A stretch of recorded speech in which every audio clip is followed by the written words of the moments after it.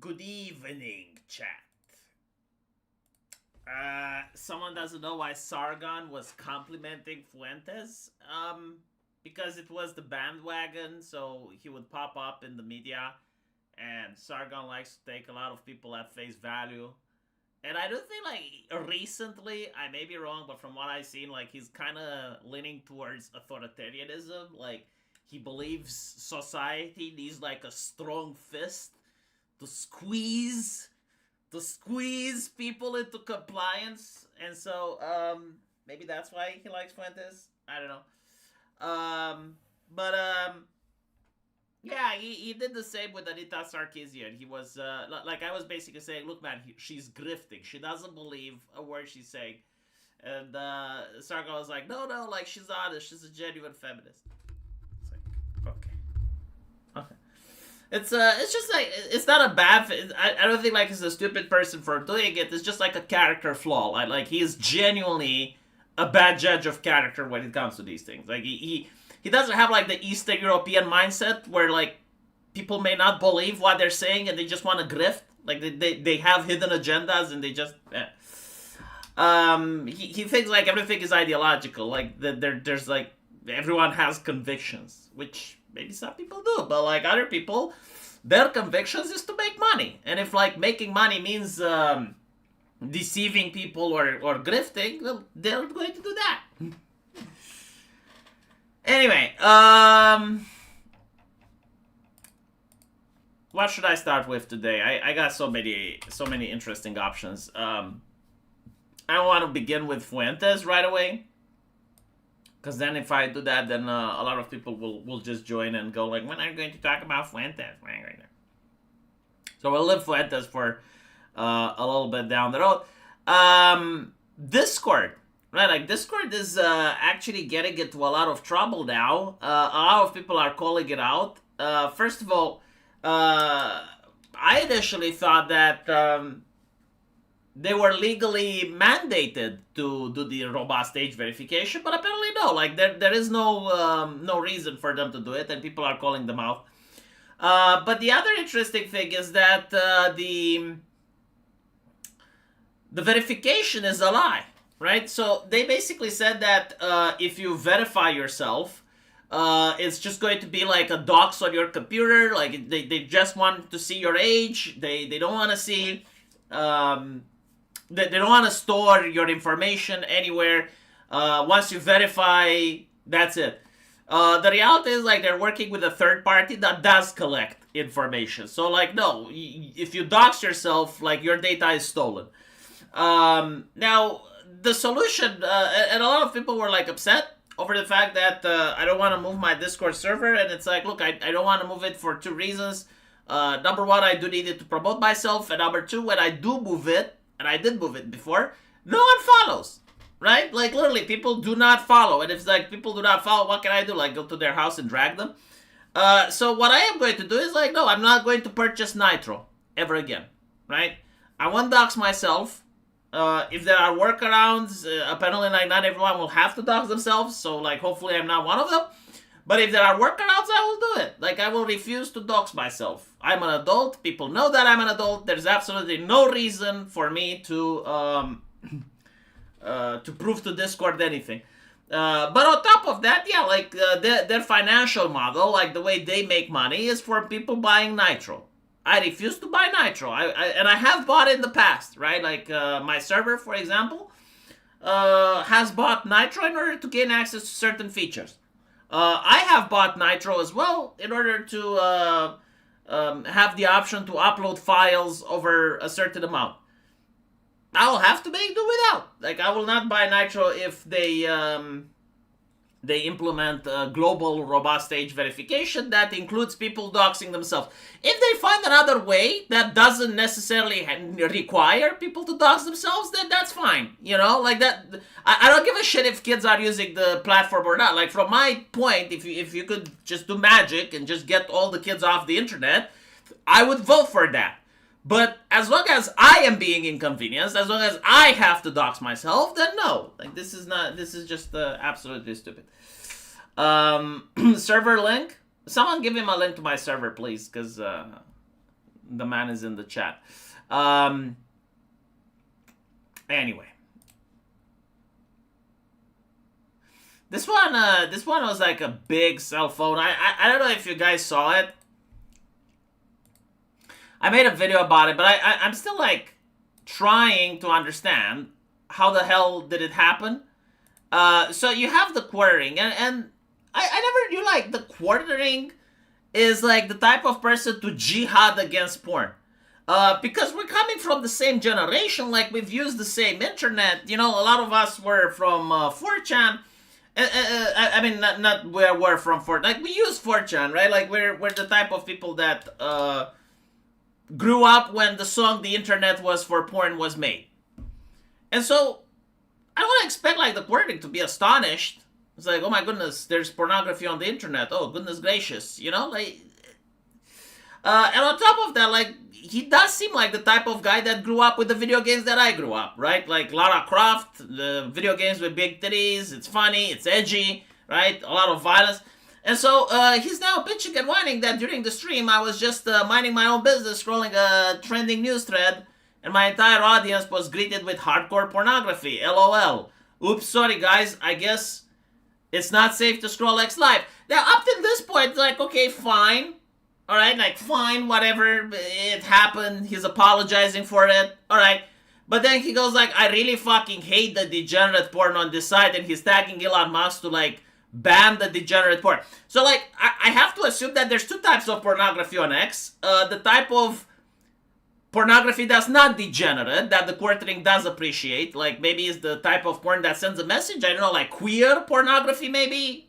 Homosexual variety? Like, he actually made the video where he is drinking Sargon's semen. Like, you guys know the video, right? Like, so like, is that the type of pornography that he likes? But here's the other part. Porn has existed on Twitter since Jack Dorsey.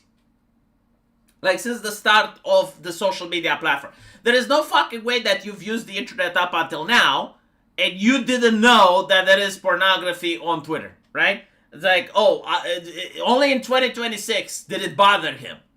And he is a YouTuber, like, he's been making videos on a daily basis. He's using Twitter on a daily basis. But, like, just now, just this year, it became a problem. Okay, fine. Second issue. There is a slider, my brother in Christ. It's called sensitivity. Like, you go into Twitter, options, settings. It's on by default, right? And so, when you see a pornographic image on Twitter that's considered sensitive content, or when you see something that's violent, right? Like, you have those Hamas videos, right? That happened when they attacked the Israeli citizens. Those are censored. Like, they're blurred out.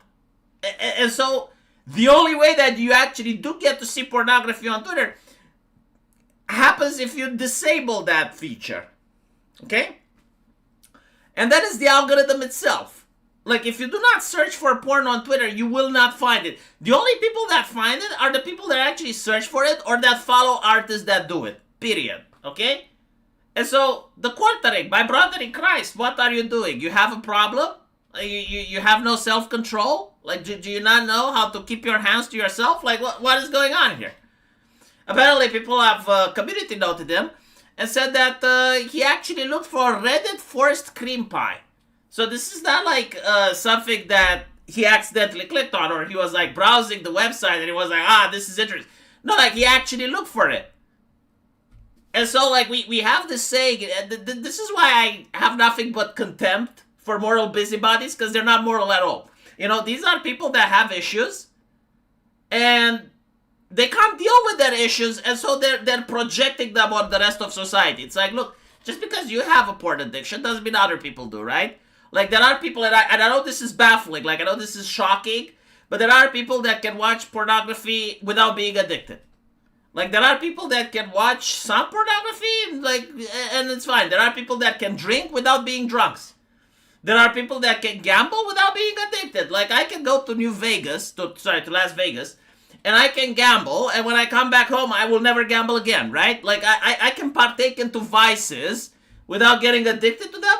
Like, it is actually possible, and most people are like me. Like, trust me on this one. Like, most people can partake into vices without allowing the vices to dominate them. Now, if you have an issue, if the vice dominates you, then don't do the fucking vice. Like, what do you have with other people? It's like, oh, so because the babies don't have teeth, no one should choose steak. But the thing is, like, everyone knows that the whole reason he is doing it is because it's the bandwagon, and this gets him clicks. And the thing that ticks me off is that, okay, his whole shtick was free speech, right? Like, he got banned during the Magic the Gathering controversy, and he loses his channel, and he comes to us, and we help him, and by us, it was me, a couple of other YouTubers, Sargon, like, many people were promoting him, were like, okay, like, what happened to you is horrible. We did our best to help him. So, like, he understands just how bad it is to lose your business. Like, you're a guy talking at a microphone on the internet, right? Like, that's what you do. And so when censorship comes and you lose your business, it's terrible. You know, he was complaining when YouTube changed the algorithm, and all of a sudden, like, he has to fire staff and shit. Alright, so, like, he wants porn banned on Twitter. Well, what about the cosplayers? Right? Like, someone that doesn't descend into pornography, but Melody Mac would consider it so. And this is a person that, like, has a business, just like Jeremy, literally in the same area, entertainment. And she puts on some clothes, takes a couple of pictures, right? Jeremy doesn't want that to happen. What about an artist? Like, you actually have an artist, he draws Nikkei, right? Like, he draws those anime girls with big fat titties. It's what he does. He gets commissions, draws the thing, it's a living. Hey, it's a lot better than going on the street and doing prostitution, isn't it? Right? Like, he just like a random guy, draws something, Jeremy wants to destroy his business. Why? Why did that guy do to Jeremy? You know, like, because Jeremy can't control his urges. Like, that guy needs to go out of business. And it's also the other people involved in those businesses, right? Like, they have editors, they have accountants, they have lawyers. Like, everyone should lose money because Jeremy just doesn't know how to control this. Like, get the fuck out with this shit. Get the fuck out. Fuck is this?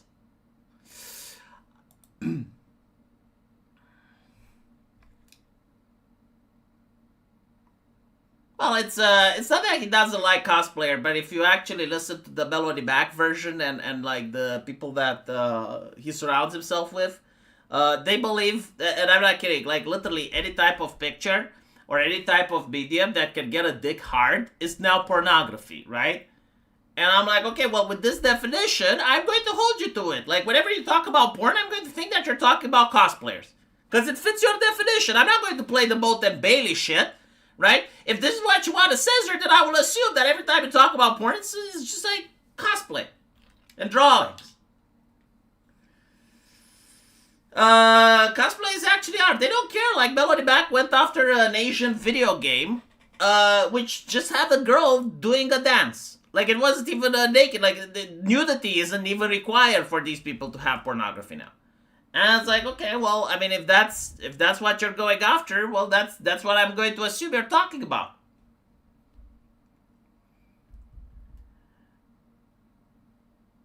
Melanie Mac does all the things she complains about. Really, you think that a girl with 7 chokers and big tattoos and like goth makeup is not the most pious, saintly, ordained individual ever?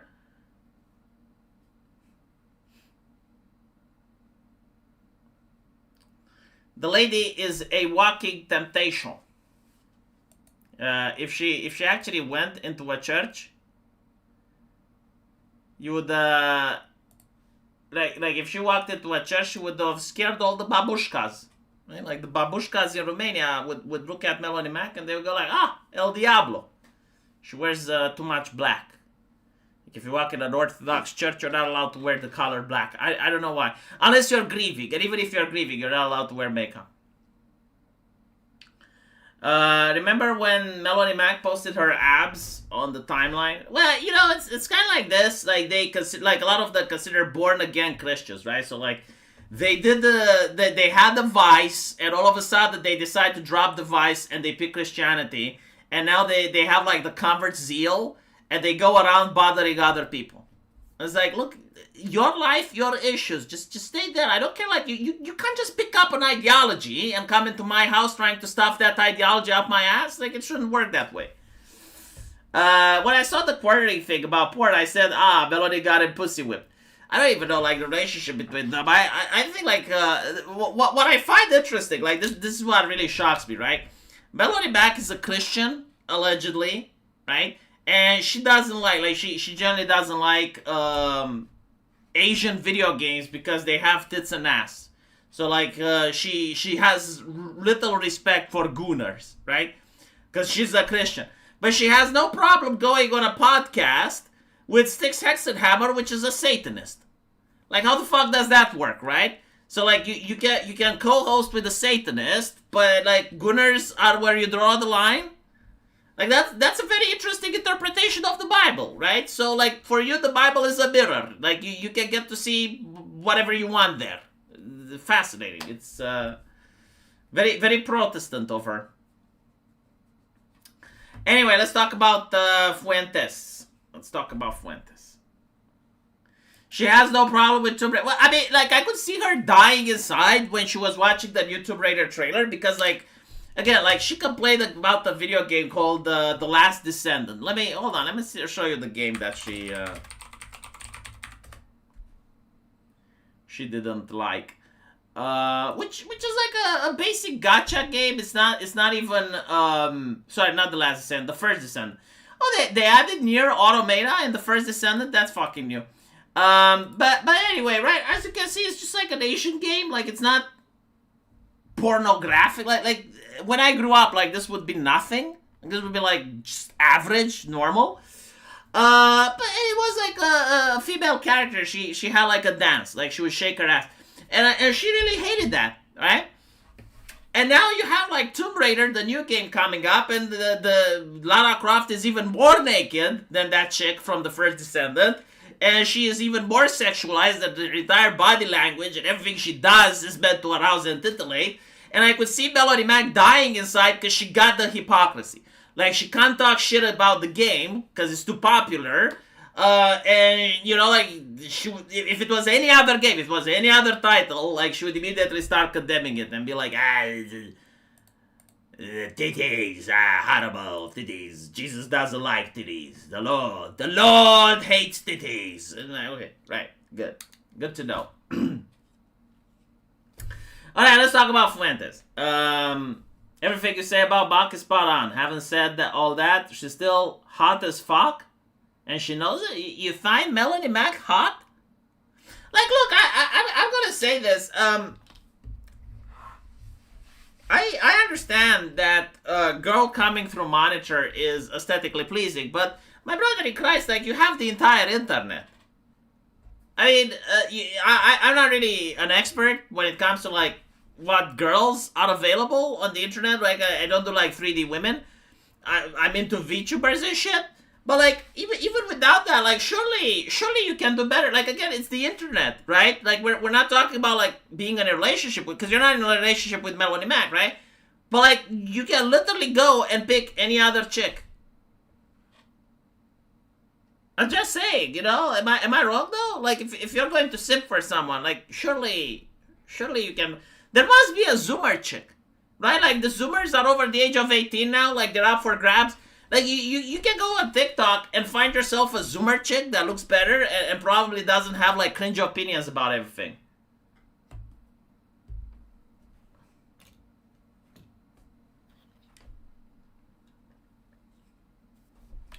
Anyway, let's talk about Fuentes before I get sidetracked again. So, like, why is Fuentes saying Hitler is base? Sorry, Stalin is base. Stalin is base. Let's listen. Watch the Crowder interview. Don't find Hitler interesting? No death penalty? Scared like a pussy around people with guns. What the fuck happened? Am I watching the same guy? Major Eleanor lost. Okay, so you're just like a stupid chud. No, I found Stalin way more interesting than Hitler. Far more interesting. You want to know why? Because Stalin fucking won. That's the difference. I like winners. And, you know, Hitler was based. We all know that. We all know Hitler was based. But Stalin won. And Stalin ruled for 25 years. And that's awesome. You know what's a little more awesome? In the end, Stalin might have been killed by the Jews before he really won. But nevertheless, he won. And he created the empire. It was a communist empire. It was anti-Christian. It is what it is. But he fucking won. And he got the bomb. And then he terrorized the planet for half of a century. So, Yeah, I find him to be a fascinating figure. Hitler's very basic. Hitler is very basic, edgelord, like, oh, I'm an... Now, here's the interesting thing, right? Like, this is where the thing with Fuentes is that he says batshit insane things, and if you press him on it, it's just a joke. But if you take him like a joker and you say like everything he says is jokes and you should not take him seriously, like, bro, he is starting a movement, bro. Right? So it's a really comfortable position, isn't it? I'm not saying like the jokes are offensive and he shouldn't joke. No, that's not what I'm saying. What I am saying is that he positions himself like the court jester where you can't really press him on anything. Like, any time you try to press him on an issue, well, it's just a joke, why can't you take it like a joke? And if you just say, like, no, like, this guy is a joker, why is everyone watching him? Like, bro, the movement, bro. So, let's take this logically, right? He likes Stalin because he is a winner. So, like, okay, he likes winners, right? Like, if someone wins, he gets a hard-on. Why doesn't he like Donald Trump, then? Like, Donald Trump managed to win despite the fact that they tried to assassinate him twice. And despite the fact that the entire Democrat apparatus was against him and he got banned from all social medias and he had, like, the Democrats just cracking down on him and every single corporation, like, if you even identified as a right-winger, you'd probably get fired. Do you guys remember that? Like, even the AIs, like ChatGPT, like, they had terms of service that if you ask them to say something nice about Trump, like, I'm sorry, Dave, I can't help you with that. But if you ask them to say something nice about Kamala Harris, they would write you a poem, right? Like, that's how ChatGPT used to work. And despite all that, Trump won. Trump fucking won. So why is Fuentes not enjoying Donald Trump, right? Because, like, he doesn't agree with Stalin because he was anti-Christian and whatever, right? Like, he was a bad guy, he did bad things, but he won. Why does he like the fact that Trump won? Huh? Why does he like Epstein? He said Epstein is based. Why is Epstein based? Epstein lost. Again, like, if we're using this frame of morality, right? Which is fine. Like, it is a way of viewing the world. It's like, okay, there are winners and there are losers. Right? Like, the moral is if you win. Immoral is if you lose. Right? It's very Machiavellian in nature. Like, it's a way of viewing the world. It's not the way that Protestants view the world. It's not the way that Christians view the world. But as a secular individual, you can actually view the world like this. Like, you appreciate winners. Because, like, winners did what had to be done in order to win. Okay? Losers are bad people that should not be emulated. If you emulate a loser, you lose as well. If you emulate a winner, you win. Okay? Like, this is like a standard that's logically consistent. Why does he like Epstein then? He's a loser.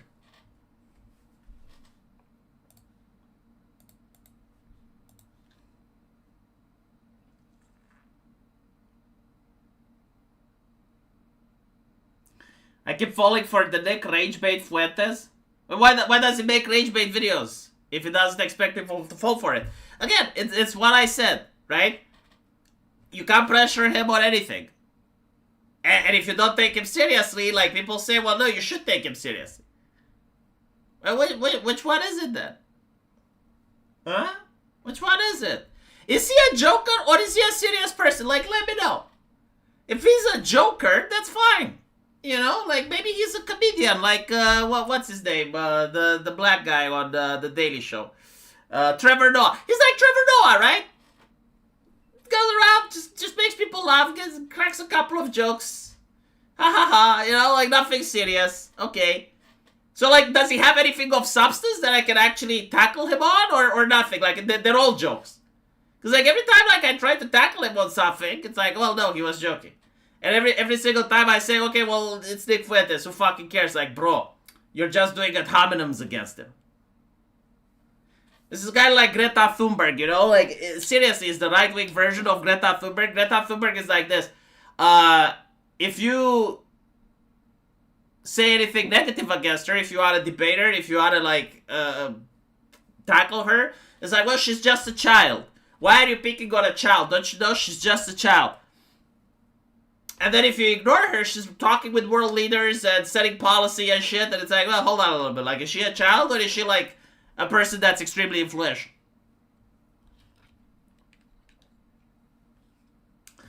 Gary Thomas, thank you for the $10. That's what I find interesting about Nick. He is simultaneously the leader of a new movement and just a joker when he says something his audience really disagree with.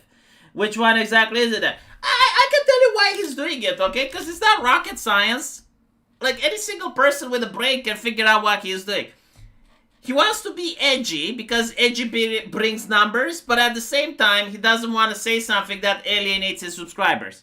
So, like, he's basically saying something to see how the subscribers react. If the subscribers get upset, he was just joking. If the subscribers like it, he goes with it. Okay? This is not like him, like, genuinely thinking before, oh, I'll make this joke or I make... No. It's literally, how far can I push until my subscribers give backlash? And if my subscribers give backlash, I would just say it's a rage bait video and I was just kidding. Right?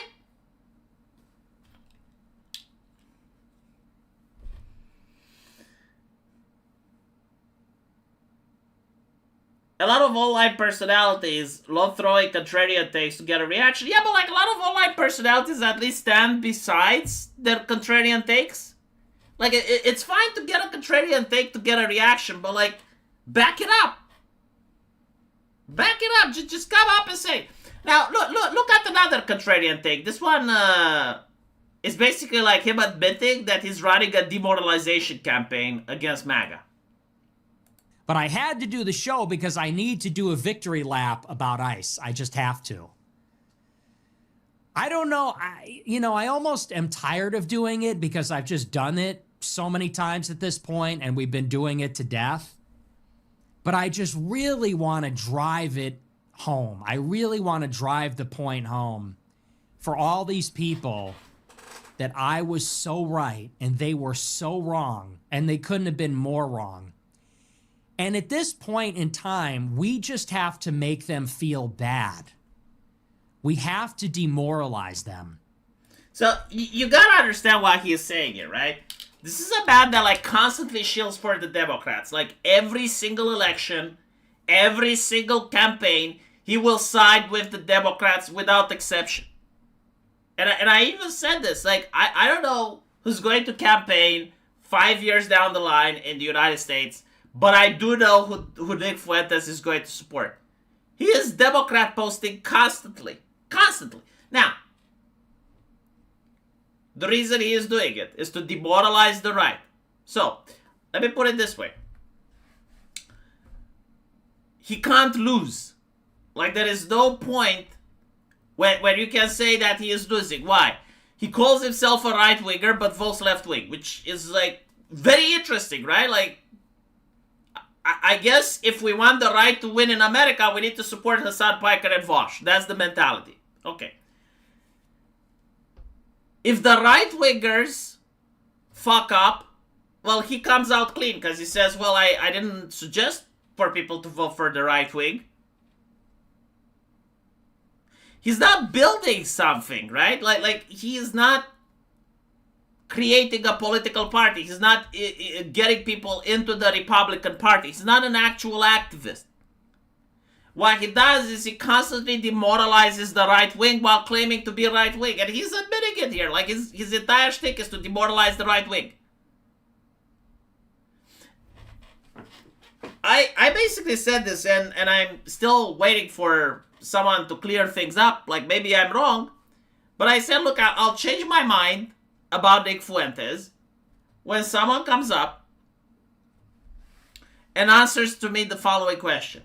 If you're a Democrat, if you're Kamala Harris, and you want someone to do agitation and propaganda on the right wing in order to help the Democrats, right? Like if you want a controlled opposition, you're Hillary Clinton, you're Kamala Harris, you want controlled opposition on the right.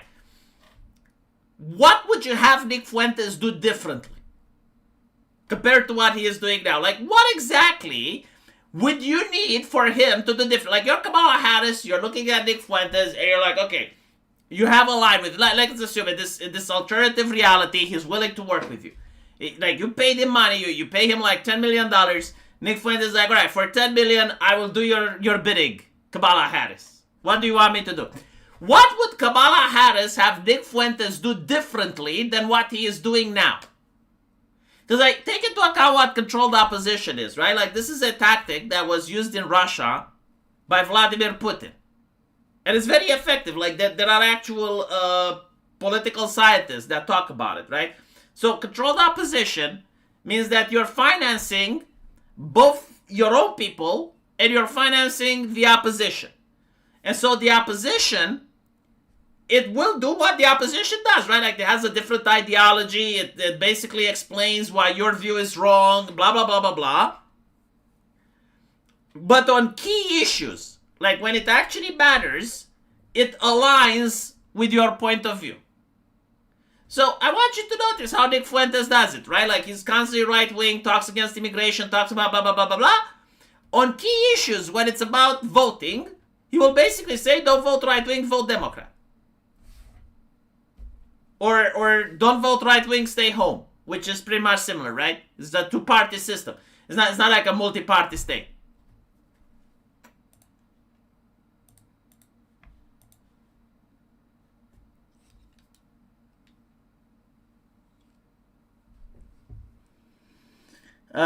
People say he was a Democrat up until 2006, 2009. I don't know if he was a Democrat. I don't think so.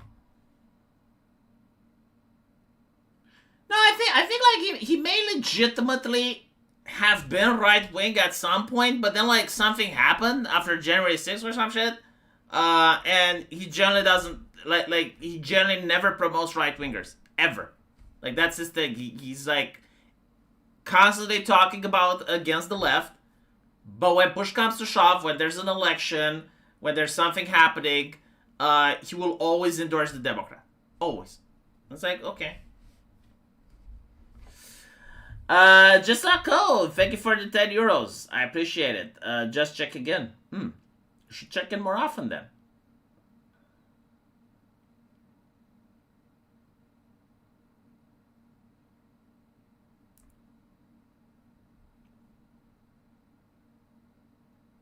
You said he was a Democrat and then stopped being. Okay, I misread then. Okay, that's fine. Have you heard that Nintendo sent DMCA on GitHub to crack down Nintendo Switch emulator? That doesn't surprise me. The thing is, like, I do not understand what Nintendo is doing. To be honest, like, if usually like the emulators are for really old games that you can't play anymore. They're old consoles, most of them, the ones that have like for emulation purposes and shit. They're not even made, so like you have to buy them on second hand. Like the only thing, like if it was actually logical and it made sense, like maybe in the future they wanna sell another retro version of their consoles. I think like Game Boy actually did that, right? Like I don't know which company made Game Boy, but like you can now buy like a Game Boy Advanced retro version. So like it's made now and it actually works with the old games, but it's a little bit more polished. So like maybe they want to do something like that, and so they don't want people to emulate the games. But I don't know. Nintendo is like one of those companies that really shoots themselves in the foot because nobody cares, right? Like, if people legitimately had a gaming community that was tight-knit, and they were like, no, we're not going to allow a company to be this level of asshole, and they would start punishing them by not buying games, sure. But I think what's happening is that Nintendo is kind of like a console for kids, right? At least that's how they advertise themselves. And so parents buy the games, and most parents don't care about this, which is why they can afford to do it.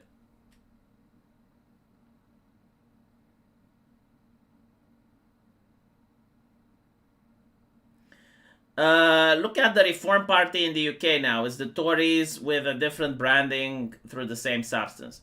Now, I will tell you why UK is cooked.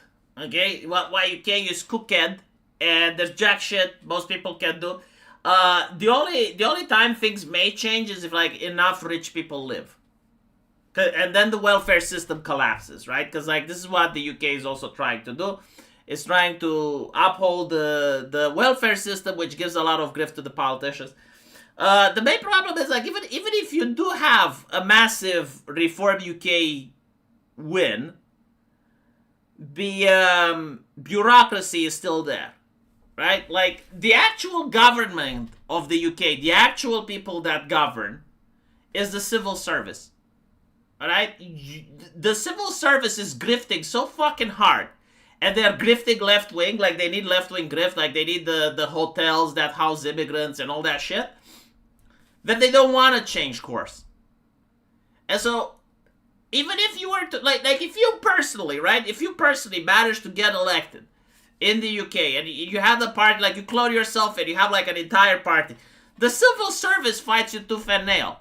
And it's very difficult to uproot them. Like, you would need, basically, first of all, you need people of characters that can refuse the grift.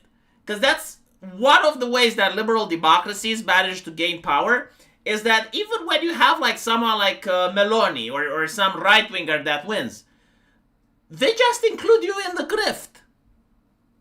That's literally what they do. I mean, let me put it this way. Let's say I managed to campaign against the European Union, right? And I will say, okay, vote for me, and I become a EU MP. And once I'm in the European Union, I will vote for Romania's sovereignty. I will vote for Romania leaving, whatever, right? Like, I'm really hard against the EU. Now, if I win, what happens? I go to Brussels. I get 10,000 euros a month. I don't interact with my people anymore because I don't live in Romania now, right? I live in Brussels. And 10,000 euros a month is just the paycheck. On top of that, I probably have like a lot of privileges and perks. And you have to wonder, like, what type of person is still going to be against the EU when placed in that position? Like, you genuinely become like a modern royal. You're kind of like the modern version of an aristocrat. In everything but name. Right? And so, most people that reach any type of modern politics, like in the UK or the EU or whatever, they're just included in the grift. Right? So, like, the civil service doesn't try to oust you. They just try to co-opt you. Now, even if they do try to resist, right? So, like, you need people of extreme high levels of personal character in order to resist the grift, then they fight. And so, like, you need to, like, systemically keep electing the same people over and over again until they manage to uproot the civil service. And those people would be fighting against the mainstream media, they would be fighting against Antifa, they will be fighting against street activists, they would be fighting, like, against a lot of problems that are created in order to make them look bad. And despite all that, they would have to keep winning elections. They would have to keep winning elections for at least 20 years or so. And then you can fix Britain. The only way that Britain will be fixed, in my opinion, is when the welfare system collapses. That's it. Right? And the welfare system can collapse two ways. Number one, they keep getting immigrants more and more and more until the strain just causes the system to collapse. Number two, a lot of rich people leave. So, like, business owners, people that pay a lot of taxes, they just go to another country. Well, eventually the welfare system will collapse. Thank you, Jacqueline, for the $5. I appreciate it.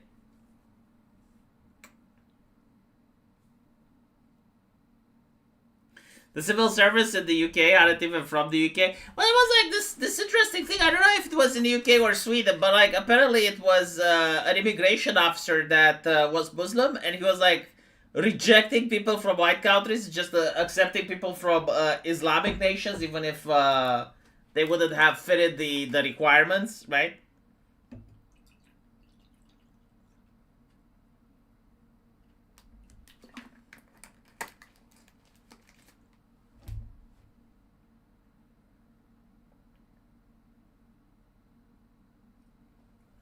To be honest, though, The interesting thing that I find fascinating in the UK, like, you can say whatever you want about the government, but they're not incompetent. Like, notice, has anyone noticed how, despite the fact that there is a strong Muslim population, they still don't have, like, an Islamic party? Because, like, again, the authoritarian state is cracking down on that, preventing that from happening. Like, you would expect by now, you'd basically, like, have a Sharia party in the UK, like a legal one, that there's nothing stopping them from making it, right? Like, you have the Lib Dems, you have the Tories, you have Labour, you have Reform UK. You would expect by now that you would have, like, an Islamic party, right? Like, a party that every single Muslim would vote, and they would actually have, like, a lot of power. Like, if every single Muslim person, right, that went into the UK and their friends voted for, like, the Islamic party, I mean, it would probably be better than the Lib Dems, right? But, like, the government manages to crack down on that, which goes to show that the government is not incompetent. They know exactly what they're doing. Like, they have prevented that from happening. How? I don't fucking know.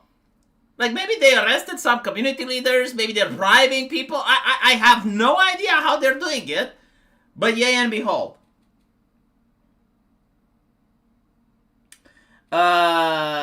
Checking in more often, says Jeslikova. You should check in even more often. Yeah, in the Netherlands you do have a Turkish party. It's true. Well, it goes to show the Netherlands aren't as competent as the United Kingdom. It's not just the United Kingdom. Like, France doesn't have one. Although, like, I think, like, France is secular by default. So, like, it would literally be illegal to start a religious, a political party based on religion there. But that would probably not stop them. Like, if you just start, like, the party that's the Islamic party, you know, like the migrant party or whatever, like, Muslims would be in the know. Like, they would know what that party is and what it does. Yeah, Denk party, but, like, again, like, not all nations are competent as the UK. Like, I'm not saying it can't happen. Like, the fact that it does happen elsewhere, where there's even fewer Muslims, it goes to show that the British are actually very competent at cracking down on any type of dissent. Whether it's right-wing parties from forming or whether it's Muslim parties from being created, right? Because, like, from a social justice perspective, you would think that would just steamroll everything, right? Because, like, the way that the left manages to gain power is by using political correctness and censoring people, right? But, like, if you're a Muslim, like, they can't use political correctness against you, because, like, the entire political correctness system is designed to protect the minorities and the Muslims. And so, like, if they were to actually form a party, like, the left would have no arguments against them whatsoever. The German as well. Like, notice how the Germans also managed to make sure that no Muslim party is formed. And again, like, you look at the percentages, right? And then you don't compare it with, like, the entire population. Like, if you have, let's say, I don't know, how many Muslims that the UK have? Like, do they have 15% or so? Whatever the number is. It's not like you have, like, 15% out of 100% of people. No. It's like you look at the number of people that vote, and then you understand that if the Muslims would vote like a voting bloc, and they if they were, like, genuinely interested, they probably would. Like, if you actually had the Muslim party that offered them Sharia and shit, then they would find it like a civic duty to go to vote, right? So, like, everyone would go to vote militarily almost, and you would notice, like, a significant percentage of people supporting that party. But again, like, the British government manages to make sure that doesn't happen. 6%? Jeez. Morality is relative and universal. It's both people who don't believe that tend to be the least moral people with no self-accountability. Yeah, I think, like, morality is actually a negotiation between a nation's pragmatism, religious framework, traditions, history, and many other things like that, which put together causes the current morality. And you can, like, pretty much say that this is the actual observation of the human race. Because, like, the morality America has now is not the morality that America used to have, like, 400 years in the past. Okay? Like, different nations operate on different moral frameworks. Now, this doesn't mean that every nation's morality is quote-unquote valid, right? But it does mean that the morality a nation has, it's useful for its time period. Like, the morality that people had during World War I is completely different than the morality we have now. And it's because it's the most useful tool that the cathedral has for governing. Like, morality usually comes not from God, but the second closest thing to God, which is the state, right? Like, the government, even the Christians have realized this. Even the Christians on Twitter have realized that the God is stronger than Jesus, which is why they want, that the government is stronger than Jesus, which is why Christian nationalists want the government to enforce Jesus, right? Because like they realized intuitively, it's like, okay, the government is actually God. And morality doesn't come from God, it comes from the government. Like, the government literally can tell people that if you don't get vaccinated, you're killing grandma. And you can notice that all your neighbors and your boss now wants to kill you because you didn't get vaccinated. Like, this is demonstrably true. Like, it's manifestable, observable, right? Like, you can see it. And so, like, you wonder, like, okay, like, why do the governments pick certain moralities? Well, it's because of pragmatism, tradition, religion, like a whole plethora of reasons that create what modern morality is. Most morals trace their roots to religion. No, that's not true, because, like, again, you can see, like, African Christians, right, that have, like, a different morality than European Christians, and they're both Christians, right? And there's this idea that Christianity makes a nation great. If that was the case, like, African nations right now would be some of the best nations on planet Earth. They're far more Christians, they're far more believing in Christ than people in the UK. And yet, that doesn't happen. No, morality is not just religion. Religion is just a component. And I wouldn't even say it's necessarily a big component. It's like history is a stronger component. Pragmatism is another component. Like, for instance, look at Russia and Ukraine, right? What do the patriarch from Russia says? Does he say, oh, we shouldn't kill our fellow Christians? No, he's basically supporting the Russian government. What does the Ukrainian patriarch say? Same shit, right? Like, this is because of pragmatism and geopolitics. Like, the church is still a political institution, which has, like, political ambitions and political needs. And it's governed by people. And people are also pragmatic and have their own ambitions. Anyway. Culture shapes morality. Yeah, that's actually more accurate, yes. But, like, culture isn't the only component, right? Like, tradition is another component. Like, for instance, you will never be able to make Ukraine be pro-Russian in the next 50 years, right? Like, you will never be able to make Ukrainians like Russians in the next 50 years. You will never be able to make Poles like Russians in the next 50 years. You will never be able to make Romanians like Russians in the next 50 years. Why? Because of historical baggage. Like, historical baggage does shape the way people think. Like, they would actually view it as immoral to have, like, equality between, like, a Russian and a Pole. It's just how people function.